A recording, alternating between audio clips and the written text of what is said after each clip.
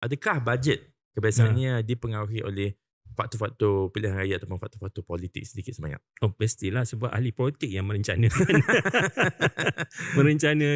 kewangan kan. So kalau advantage kepada pihak dia tengok momentum sekarang kepada pihak kerajaan. Dia pasti kata dia akan tengok time yang di manakah based on analisa politik tu dia dalam keadaan macam mana kan.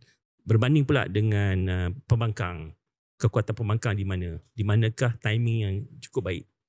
So mau tak mau kita tak boleh kata sebab benda ni memang dibuat oleh MOF.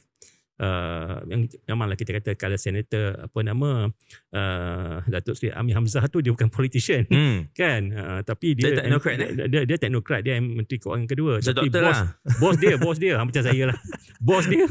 Bos dia ahli politik which is Datuk Seri Anwar Ibrahim. Betul. Which is menteri keuangan pertama dan juga ahli parlimen dan juga merupakan Perdana Menteri. So pastilah dia kata positioning ni, dia cakap very fair lah kan. Mestilah kami advantage. Kalau ikut kajian-kajian dulu pun sama je. Daripada kerajaan Barisan Nasional sebelum 2018. Kemudian kerajaan, saya tak tahu nak panggil apa, Perkhidmatan Nasional, PN. Ya, PN dan sebagainya. Dan hinggalah pada sekarang. Betul. Any country yang dalam demokrasi lah akan mengambil that kind of advantage lah. Faham. Okey, Doktor, kita nak balik kepada soalan OPEX dan CAPEX.